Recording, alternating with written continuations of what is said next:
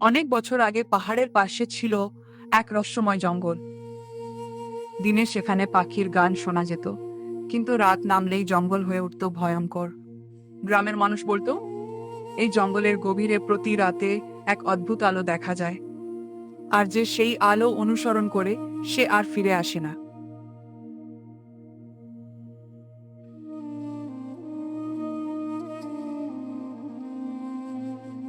গ্রামের সবাই তাকে নিয়ে হাসত। কেউ বলতো, সেই গ্রামেরই এক সাহসী ছেলে ছিল রাহুল। ছোটবেলা থেকেই তার স্বপ্ন ছিল জঙ্গলের রহস্য খুঁজে বের করা, কিন্তু গ্রামের সবাই তাকে সাবধান করত।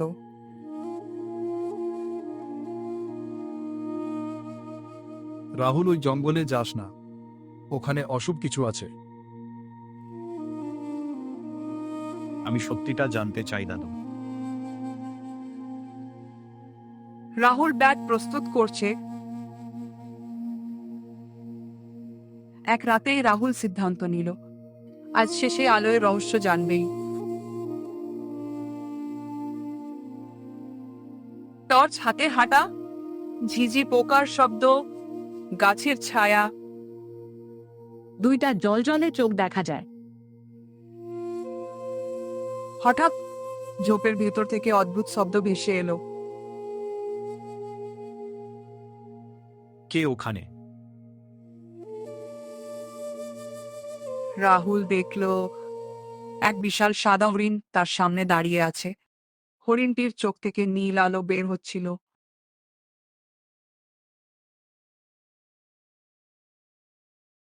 হরিণটি ধীরে ধীরে জঙ্গলের গভীরে যেতে লাগলো।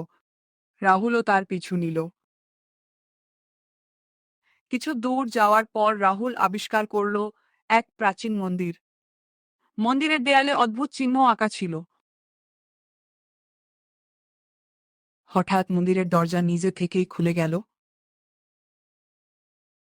রাহুল বলল, এটা কিভাবে সম্ভব?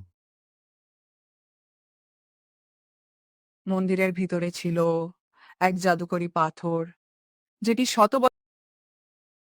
আলো চারদিকে ছড়িয়ে পড়ছে। রাহুল, এই জঙ্গলকে রক্ষা করার দায়িত্ব এখন তোমার।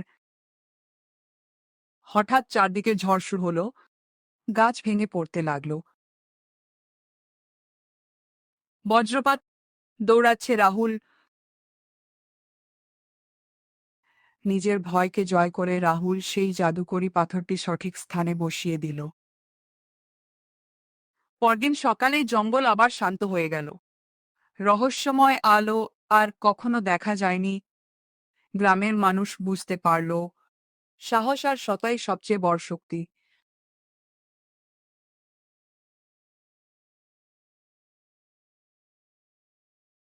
সূর্যের আলো, পাখির উড়ে যাওয়া, রাহুল